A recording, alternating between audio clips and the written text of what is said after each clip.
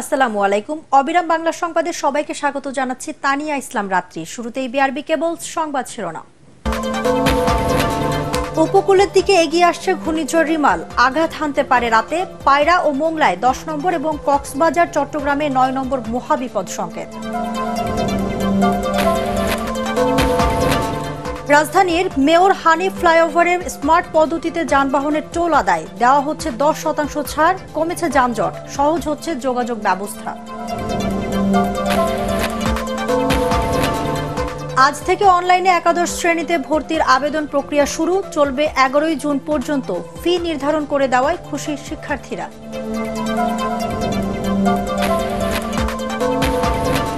এবং নৃত্যশিল্পীরা যথার্থ মূল্যায়ন পায় না, মন্তব্য ডক্টর মাহফুজুর রহমানের। বৈষম্য দূর করতে সংশ্লিষ্টদের এগিয়ে আসার আহ্বান। শুনছিলেন বিআরবি কেবল সংবাদ শিরোনাম, এবার বিস্তারিত সংবাদ। উপকূলের দিকে এগিয়ে আসছে ঘূর্ণিঝড় রিমাল। কিছুক্ষণের মধ্যে এটি প্রবল আকার ধারণ করতে পারে বলে জানিয়েছে আবহাওয়া অধিদপ্তর। ঝড়টি উপকূলের কাছাকাছি চলে আসায় আজ রাতের মধ্যে সুন্দরবন এবং পার্শ্ববর্তী এলাকায় আঘাত হানতে পারে। এ সময় বাতাসের গতিবেগ 90 থেকে 120 কিলোমিটার পর্যন্ত ওঠানামা করতে পারে। পায়রা ও মোংলা সমুদ্র বন্দরকে 10 নম্বর মহাবিপদ সংকেত দেখাতে বলা হয়েছে। এছাড়া চট্টগ্রাম ও কক্সবাজার সমুদ্র বন্দরকে 9 নম্বর মহাবিপদ সংকেত দেখাতে বলেছে আবহাওয়া অফিস। আবহাওয়া অধিদপ্তরের সর্বশেষ বিজ্ঞপ্তিতে বলা হয়, ঘূর্ণিঝড় রিমাল চট্টগ্রাম সমুদ্র বন্দর থেকে 350 কিলোমিটার দক্ষিণ পশ্চিমে, কক্সবাজার সমুদ্র বন্দর থেকে 300 কিলোমিটার দক্ষিণ পশ্চিমে, মোংলা সমুদ্র বন্দর থেকে 290 কিলোমিটার দক্ষিণে এবং পায়রা সমুদ্র বন্দর থেকে 280 কিলোমিটার দক্ষিণে অবস্থান করছে। এটি আরও উত্তর দিকে অগ্রসর হয়ে ঘনীভূত হতে পারে। বর্তমানে ঘূর্ণিঝড় কেন্দ্রের 54 কিলোমিটারের মধ্যে বাতাসের একটানা সর্বোচ্চ গতিবেগ ঘন্টায় 62 কিলোমিটার। এটি দমকা অথবা ঝোড়ো হাওয়ার আকারে 88 কিলোমিটার পর্যন্ত বৃদ্ধি পাচ্ছে। ঘূর্ণিঝড় কেন্দ্রের কাছের এলাকায় সাগর উত্তাল রয়েছে। সাগরে 8 থেকে 9 ফুট উচ্চতার জলোচ্ছ্বাসের আশঙ্কা করছে আবহাওয়া অফিস।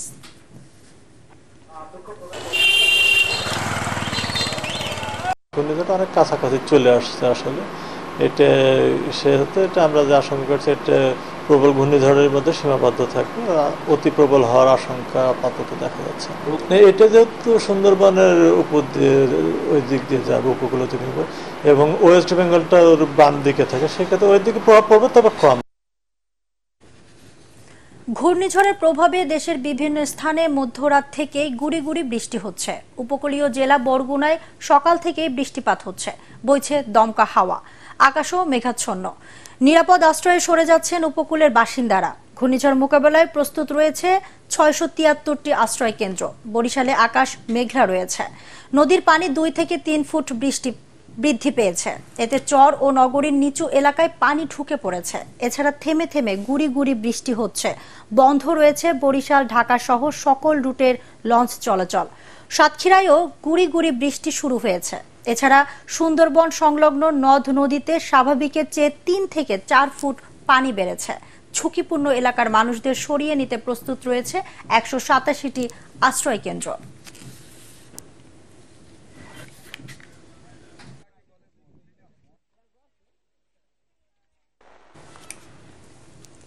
ঘূর্ণিঝড়ের প্রভাব লক্ষ্য করা যাচ্ছে খুলনায়। সেখানকার সর্বশেষ খবর জানাচ্ছেন আমাদের প্রতিনিধি SM হাবিব। ঘূর্ণিঝড় রিমাল অগ্রাংশ ইতিমধ্যেই উপকূলীয় এলাকায় পৌঁছে গেছে, যার প্রভাবে খুলনার উপকূল এলাকায় সকাল ভোর থেকেই মৃদু বৃষ্টি এবং দমকা হাওয়া বইছে। তার প্রভাব খুলনা শহরেও দমকা হাওয়া আমরা দেখতে পাচ্ছি। তবে আমরা স্থানীয় আবহাওয়া অফিসের সিনিয়র আবহাওয়াবিদ আজাদ সাহেবের সঙ্গে কথা বলেছি। তিনি বলেছেন যে এটা দুপুর নাগাতে ঝড়টি আরো প্রবল আকারে উপকূল এলাকার দিকে ধাবিত হবে। এদিকে আমরা পানি উন্নয়ন বোর্ডের প্রকৌশলীদের সঙ্গে কথা বলেছি। তারা বলেছে তাদের যে ভেরিবাঁধগুলো ভালো অবস্থায় আছে এবং যেখানে যতটুকু মেরামতের কাজ সেটুকু তারা করছে এবং তাদের টিম প্রতিটি এলাকায় মনিটরিং করছে যাতে বাঁধ ভেঙে কোনো জনগণের ক্ষয়ক্ষতি না হয়। এই ছিল আমার কাছে সর্বশেষ খবর। ঘূর্ণিঝড়ের প্রভাবে মধ্যরাত থেকে সাতক্ষীরায় গুড়ি গুড়ি বৃষ্টি ও ঝড়ো বাতাস বইছে। সেখানকার সর্বশেষ খবর জানাচ্ছেন আমাদের প্রতিনিধি এম কামরুজ্জামান। ঘূর্ণিঝড় রুমাল মোকাবেলায় সাতক্ষীরার সব ধরনের প্রস্তুতি গ্রহণ করা হয়েছে। সাতক্ষীরার মূলত শ্যামনগর এবং আশাশুনি উপকূলবর্তী অঞ্চলে, সেখানে সুন্দরবন উপকূলবর্তী অঞ্চল, এই অঞ্চলের মানুষ খুবই আতঙ্কগ্রস্ত রয়েছে। আইলা সিডরের মতো ভয়াবহ যে দুর্যোগগুলো এসেছে সেগুলো মোকাবেলা করে তারা যে ক্ষতির সম্মুখীন হয়েছে সেই ক্ষতি এখনও পুষিয়ে উঠতে পারেনি। এরপরে আবারও রেমাল যে আঘাত, যে আক্রমণাত্মক ভাব নিয়ে এগিয়ে আসছে সেটা জানান দেওয়ার পরে এলাকার মানুষ আতঙ্কগ্রস্ত হয়েছে। আজ সকাল থেকে সাতক্ষীরায় গুড়ি গুড়ি বৃষ্টি হচ্ছে। অঞ্চল জুড়ে মানুষের চলাচল কিন্তু অনেকটা কমে গেছে। সাতক্ষীরাতে 800 কিলোমিটার বেড়িবাঁধ রয়েছে। 800 কিলোমিটার বেড়িবাঁধের মধ্যে 50টি স্পট নির্ধারণ করা হয়েছে যেগুলো অধিক ঝুঁকিপূর্ণ। এইসব ঝুঁকিপূর্ণ বেড়িবাঁধ মেরামতের জন্য গত কয়েকদিন ধরে পানি উন্নয়ন বোর্ড এবং স্থানীয় জনপ্রতিনিধিরা তারা স্বেচ্ছাসেবক নিয়োগ করে এই মেরামতের চেষ্টা করছে। কিছুক্ষণ আগে আমি সাতক্ষীরা জেলা প্রশাসকের সাথে কথা বলেছি। উনি বলেছেন সব ধরনের প্রস্তুতি আমাদের রয়েছে। ঘূর্ণিঝড় রেমাল মোকাবেলায় যা যা দরকার সে ধরনের প্রস্তুতি সরকারের পক্ষ থেকে নেওয়া হয়েছে। প্রশাসনের পক্ষ থেকে বা সরকারের পক্ষ থেকে যে ধরনের প্রস্তুতি নেওয়া হয়েছে সব ধরনের প্রস্তুতি নেওয়া হয়েছে। মানুষ যাতে আশ্রয় কেন্দ্রে আছে, এখানে মোট আশ্রয় কেন্দ্র খোলা হয়েছে, 887টি আশ্রয় কেন্দ্র রয়েছে। সেই আশ্রয় কেন্দ্রে যাতে মানুষ আসে সে ধরনের ব্যবস্থা গ্রহণ করা হয়েছে। এই ছিল আমার কাছে সর্বশেষ update. M Kamruzzaman, ATN Bangla, Satkhira. Jhenaidah 4 আসনের সংসদ সদস্য আনারুল আজিম আনার হত্যার মাস্টারমাইন্ড আখতারুজ্জামান শাহীন আমেরিকায় পালিয়ে আছেন বলে ধারণা করা করছে ডিবি।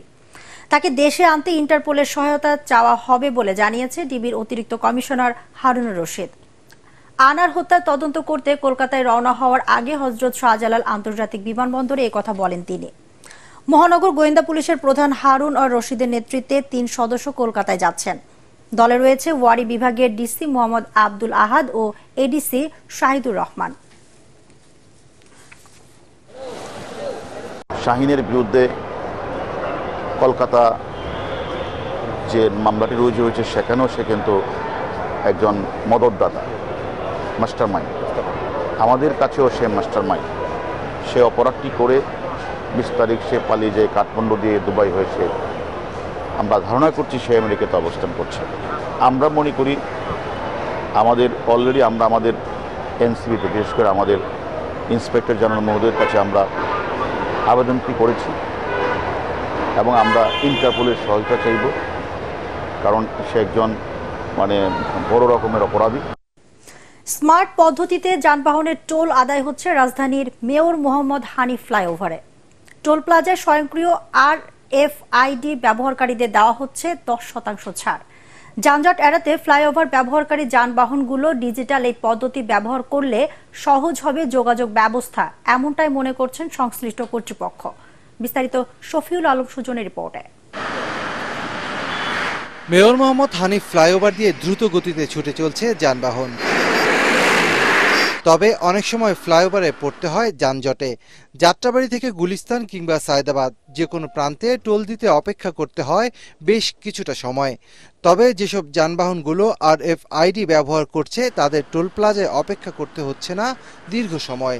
এতে সময় সাশ্রয়ের পাশাপাশি পাচ্ছে টোলের 10% ছাড়। না লাগালে জামে পড়তাম, ওই আগের গাড়ি টোল দিত, টাকা ভাঙতে দিতে হইতো, লোকাল গাড়ির সামনে খাড়ায় থাকতো। এখন আমরা অটোমেটিক চলে যেতেছি। অনলাইনে দিলে তো আমার টুল দেওয়া লাগে না, আমার তাড়াতাড়ি হয়। আমাদের 10% ছাড় আছে, তারপর অনেক গেলে যানজট কম থাকে। হানিফ ফ্লাইওভারের টোল প্লাজায় যানজট এড়াতে যানবাহনগুলো আগেভাগে রেজিস্ট্রেশন করলে ব্যবহার করতে পারবে ভিআইপি লেন। এক্ষেত্রে যানবাহনগুলোকে শৃঙ্খলা মেনে চলার পরামর্শ কর্তৃপক্ষের। ম্যানুয়ালি কোনো টাকা পে করতে হবে না, সে সিস্টেমেটিক্যালি এসে অটোমেটিক আমাদের ফ্লাইওভার দিয়ে লেন দিয়ে বের হয়ে যেতে পারবে। ব্যবহারকারীকে যেহেতু নগদ টাকা পে করতে হবে না, সুতরাং এখানে ভাঙতি টাকা, ছেঁড়া টাকা বা নকল টাকার এই সমস্যাটা হবে না। RFID বা ডিজিটাল পেমেন্ট সিস্টেমের আওতায় যেসব যাত্রীরা এখানে আসবে তাদের জন্য হানি ফ্লাইওভারের পক্ষ থেকে আমরা 10% ছাড়ের ব্যবস্থা করেছি। গুলিস্তান এলাকায় কিছু অব্যবস্থাপনা আছে। সিগন্যালটা পরে হচ্ছে ফ্লাইওভার থেকে নামার পরে। এখন ওইখানে নামার পরে 4টা রাস্তার সংযোগস্থল ওইখানে। এখন 4টা রাস্তার মধ্যে ফ্লাইওভারটা একটা বড় প্রেসার আসে। গুলিস্তান যাত্রাবাড়ি নামার ক্ষেত্রে প্রতিটি টোল প্লাজায় RFID পদ্ধতি ব্যবহার করলে যানজট থেকে কিছুটা রেহাই পাওয়া যাবে বলেও জানান ফ্লাইওভার কর্তৃপক্ষ। শফিল আলম সুজন, ATN বাংলা, ঢাকা।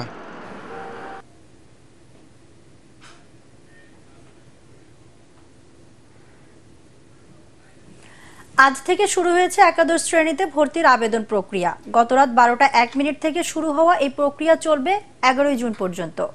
ভর্তি প্রার্থীদের আবেদন করতে হবে অনলাইনে। ভর্তি ফি পরিশোধ করতে হবে বিকাশে।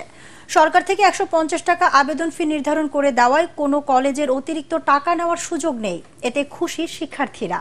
প্রতিবারের মতো একাদশ শ্রেণীর ভর্তি ফি পেমেন্ট করুন বিকাশ পেমেন্টের মাধ্যমে। মিজান শাহজাহানের রিপোর্ট। দেশের সব সরকারি বেসরকারি কলেজে একযোগে শুরু হয়েছে ভর্তি কার্যক্রম। সর্বনিম্ন 5টি ও সর্বোচ্চ 10টি কলেজ পছন্দ দিতে পারবে একজন শিক্ষার্থী। শিক্ষার্থীরা বলছেন অনলাইনের কল্যাণে সহজেই আবেদন করতে পারছেন তারা। বিকাশে পেমেন্ট করার সুযোগ দেওয়ায় ব্যাংক আওয়ারের জন্য অপেক্ষার অবসান হয়েছে বলেও জানান তারা। আমরা যে আগে শুনতাম যে বিভিন্ন প্রতিষ্ঠানে গিয়ে যে আবেদনের জন্য অনেক টাকা চার্জ করতো, এখন যে সরকার আমাদের অনলাইনের মাধ্যমে বিকাশের মাধ্যমে যে 150 টাকা নির্ধারণ করে দিয়েছে, এটার জন্য আমরা খুবই উপকৃত। যেভাবে আবেদন করতে পারতেছি অনলাইনের মাধ্যমে, এটা আমাদের জন্য একটা বড় পাওয়া। এতে আমাদের পরিশ্রম এবং কষ্ট অনেক সহজ হয়েছে। আমরা ঘরে বসে আমাদের ভর্তি প্রক্রিয়া সম্পন্ন করতে পারি। বিকাশ এজেন্টরা জানান আন্তরিকতা দিয়ে শিক্ষার্থীদের সেবা দিচ্ছেন তারা। কোনো ধরনের বিড়ম্বনা ছাড়াই পেমেন্ট করতে পারছে শিক্ষার্থীরা। স্টুডেন্টের জন্য এটা একটা বিশাল প্লাস পয়েন্ট যে বিকাশের মাধ্যমে তারা এখন তাদের ভর্তির যে কার্যক্রমগুলো এগুলো অনায়াসে চালিয়ে যেতে পারছে এবং পারবে। যেহেতু সবার হাতে হাতে বিকাশ আছে, তো সবাই ইজিলি জিনিসটা পরিশোধ করতে পারবে। আর এছাড়া যদি কোনো লোক আমাদের কাছে আসে, তো আমরা চেষ্টা করব আমরা তাকে করার জন্য, মানে তাকে সাপোর্ট দেওয়ার জন্য। অন্যান্য কলেজে ভর্তির আবেদন ফি 150 টাকা হলেও নটরডেম কলেজে 400 টাকা। নিজস্ব নীতিতে ভর্তি পরীক্ষা নেবে কলেজটি। তবে অন্য সব কলেজের মতো নটরডেমে ভর্তির আবেদন ফিও জমা দিতে হবে বিকাশে। মিজান শাহজাহান, ATN বাংলা, ঢাকা। নৃত্যশিল্পীরা যথার্থ মূল্যায়ন পায় না বলে মন্তব্য করেছেন ATN বাংলা ও ATN নিউজের চেয়ারম্যান ডক্টর মাহফুজুর রহমান। তিনি বলেন, দেশে গানের শিল্পীরা যেভাবে মূল্যায়ন পায়, নৃত্যশিল্পীরা তা পায় না। সংশ্লিষ্ট সকলকে এ ধরনের বৈষম্য দূর করার আহ্বান জানান তিনি। এবিসিতে ATN বাংলার স্টুডিওতে নৃত্যশিল্পী বাংলাদেশ ফাউন্ডেশনের উদ্যোগে 7 দিন ব্যাপী রবীন্দ্র নৃত্য কর্মশালার শেষ দিনে আয়োজিত অনুষ্ঠানে এসব কথা বলেন ডক্টর মাহফুজুর রহমান। রিপোর্ট করছেন মুস্তাফিজুর রহমান।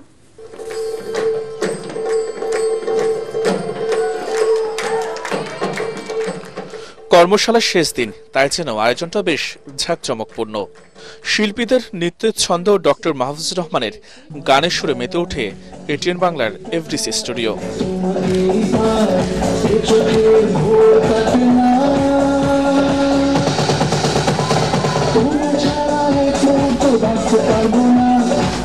নৃত্যশিল্পী ফাউন্ডেশন বাংলাদেশের উদ্যোগে 7 দিন এই কর্মশালায় অংশ নেন প্রায় 100 শিল্পী। এই কদিন ভারতের শ্রীমণি পূর্ণিমা ঘোষের কাছে দীক্ষা নেন নৃত্যের শিক্ষার্থীরা। শিল্পী ফাউন্ডেশন বাংলাদেশ এবং ইন্দিরা গান্ধী কালচারাল সেন্টার। কর্মশালা শেষ দিন উপস্থিত ছিলেন দেশবরেণ্য ব্যক্তিরা। আমার কোনো নাটকই নৃত্য ছাড়া নয়। রক্তকরবী বলি, অচলায়তন বলি, তাসের দেশ বলি। অনুষ্ঠানে নৃত্যশিল্পীদের যথার্থ মূল্যায়নের আহ্বান জানান ATN বাংলা ও ATN নিউজের চেয়ারম্যান ডক্টর মাহফুজুর রহমান। গানের শিল্পীরা যখন পারফর্ম করে তাদের অনেক বেশি টাকা দেওয়া হয়। এই ক্ষেত্রে দেখা যাচ্ছে যে নৃত্যশিল্পীদের বেলায় এটা কিন্তু হয়ে ওঠে না। এটার কারণটা আমি এখনো খুঁজে পাই না যে কেন। কারণ নৃত্যশিল্পীরা প্রতিটা ক্ষেত্রে গানের সঙ্গে কিন্তু তারাও পারফর্ম করে, নৃত্যশিল্পীদের কোনো মূল্যায়নই করা হয় না। এটি কিন্তু আমাদের দেশে চলে আসতেছে। আপনারা উদ্যোগী হয়ে এটার একটা পরিবর্তন আনার চেষ্টা করে। সংস্কৃতি সংশ্লিষ্ট যে কোনো ধরনের অনুষ্ঠান আয়োজনে এটিএন বাংলা সবসময় পাশে থাকবে বলে জানান ডক্টর মাহফুজুর রহমান। বলেন, প্রত্যন্ত অঞ্চল থেকে তুলে আনা হবে মেধাবী শিল্পীদের। আমরা চাই বাংলাদেশের প্রত্যন্ত অঞ্চল থেকে সব শিল্পীরা উঠে আসুক, এটাই আমাদের মূল উদ্দেশ্য।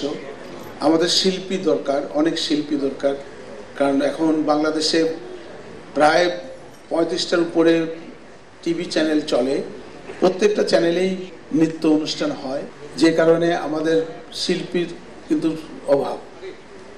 তার জন্য আমরা চাই প্রতি বছর কিছু কিছু নতুন নতুন শিল্পী তুলে আনার জন্য। অনুষ্ঠানে ডক্টর মাহফুজুর রহমানের বাংলা উর্দু গানে মেতে উঠে সবাই।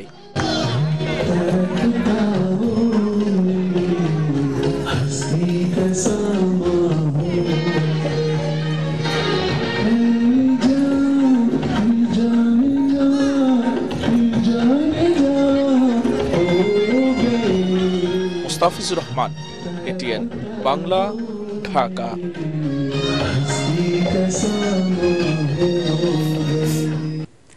আদ্দিন ওয়েলফেয়ার সেন্টারের সমন্বিত কৃষি ইউনিট ভুক্ত প্রাণী সম্পদ খাতের আওতায় আদ্দিন খাজুরা শাখায় ব্যয় সাশ্রয়ী খাদ্য ব্যবস্থাপনায় গাভী পালন ও গরু মোটাজাতকরণ বিষয়ে সদস্যদের প্রশিক্ষণ দেওয়া হয়েছে। পিকেএসএফ এর আর্থিক ও কারিগরি সহযোগিতায় বাঘারপাড়ায় আয়োজিত প্রশিক্ষণ কর্মশালার প্রধান অতিথি ছিলেন বাঘারপাড়া উপজেলার প্রাণী সম্পদ কর্মকর্তা ডাক্তার শামসুল আরিফিন। আরও উপস্থিত ছিলেন আদ্দিন ওয়েলফেয়ার সেন্টারের ডিজিএম শহীদুল ইসলাম, এজিএম তরিকুল ইসলাম ছাড়াও এরিয়া ম্যানেজার এবং সমন্বিত কৃষি ইউনিটের কর্মকর্তারা। কোরবানির ঈদকে টার্গেট করি গরু মোটাতাজাকরণ করি। স্যার যেটা বললেন 100 দিন বা 120 দিন, 8 দিন এটাই কিন্তু সহযোগিতা করে আপনাদের। 8 দিন এটাই সহযোগিতা করে, 8 দিন আরো বেশি দিন করে, 6 মাস 7 মাস ব্যাপী সহযোগিতা করে। 8 দিন এবং পিকেএসএফ যে প্রোগ্রামগুলো করছে, আমরা তাদেরকে টেকনিক্যাল যে বিভিন্ন বিষয়গুলো প্রশিক্ষণ বা অন্যান্য যে বিষয়গুলো আমরা 8 দিন এবং পিকেএসএফ এর সাথে সহযোগিতায় পাশাপাশি আমরা কাজ করছি। এবারে পার্টিক্স খেলার খবর।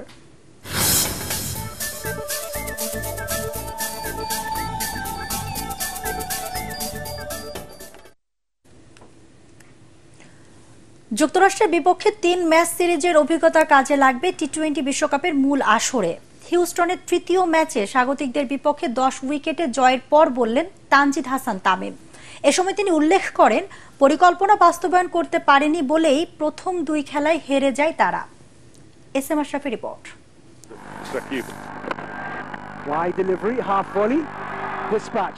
অবশেষে টাইগারদের ব্যাটে আর বলে প্রত্যাশিত পারফরমেন্স। প্রথম 2 খেলাতে ঠিক এভাবেই প্রতিপক্ষকে উড়িয়ে দেওয়ার মতো জয় দেখার আশায় যারা বসেছিলেন তাদের রীতিমতো লজ্জা দিয়েছে নাজমুল হোসেন শান্তর দল। হোয়াইট ওয়াশ এড়িয়ে কিছুটা মান বাঁচালো চন্ডিকা হাতুড়ি সিং এর শিষ্যরা। তামিম বললেন, সব অভিজ্ঞতাই কাজে লাগবে। এই হারা জেতা দুইটাই আসলে প্রিপারেশনের ভিতরেই রাখাই ভালো। এখানে পজিটিভ নেগেটিভ দুটা জিনিসই হয়েছে আমাদের, যেটা আমাদের পরবর্তী স্টেজে কাজে লাগবে। সৌম্যর সাথে ওপেনিং এ নামা ব্যাটার বললেন, তৃতীয় ম্যাচের আগে তাদের অনুশীলনটা যথার্থ হয়েছে বলেই এভাবে মাঠ ছাড়তে পেরেছেন তারা। আমরা প্রপার রেস্ট পাইছি এবং প্র্যাকটিসের ফ্যাসিলিটিস অনেক ভালোভাবে প্র্যাকটিস করতে পারছি, প্রিপারেশন নিতে পারছি। আমরা আসলে প্রথম 2টা ম্যাচে আমাদের যে প্ল্যান ছিল, আমরা যে প্ল্যানগুলো এক্সিকিউট করতে পারি নাই। আর আজকের ম্যাচ যদি দেখেন, আজকে আমরা যে প্ল্যানে আসছিলাম, যে প্রিপারেশনটা ছিল আমাদের প্রত্যেক জায়গায় প্রত্যেক সিচুয়েশনে সেই প্ল্যানটা আমরা এক্সিকিউট করতে পারছি। বিশ্বকাপের প্রথম ম্যাচে 8 জুন শ্রীলঙ্কার বিপক্ষে মাঠে নামবেন সাকিব, রিয়াদরা। তার আগে আরও 2টি প্রস্তুতি ম্যাচ পাচ্ছে বাংলাদেশ। প্রতিপক্ষ এই যুক্তরাষ্ট্র আর ভারত। SM Ashraf, ATN Bangla. শেষ করার আগে বিআরবি কেবল সংবাদ শিরোনাম আরেকবার। উপকূলের দিকে এগিয়ে আসছে ঘূর্ণিঝড় রিমাল, আঘাত হানতে পারে রাতে। পায়রা ও মোংলায় 10 নম্বর এবং কক্সবাজার ও চট্টগ্রামে 9 নম্বর মহাবিপদ সংকেত। রাজধানীর মেয়র হানি ফ্লাইওভারে স্মার্ট পদ্ধতিতে যানবাহনের টোল আদায় দেওয়া হচ্ছে 10% ছাড়, কমেছে যানজট, সহজ হচ্ছে যোগাযোগ ব্যবস্থা। আজ থেকে অনলাইনে একাদশ শ্রেণীতে ভর্তির আবেদন প্রক্রিয়া শুরু, চলবে 11 জুন পর্যন্ত। ফি নির্ধারণ করে দেওয়ায় খুশি শিক্ষার্থীরা।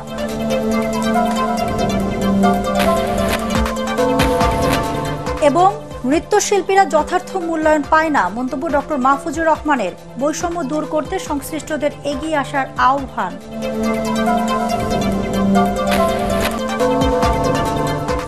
দর্শক, পরবর্তী সংবাদ দেখার আমন্ত্রণ জানিয়ে এখনকার মতো শেষ করছি। এটিএন বাংলা সংবাদ ইউটিউবে দেখতে ব্রাউজ করুন youtube.com/ATN বাংলা নিউজ। ধন্যবাদ সবাইকে।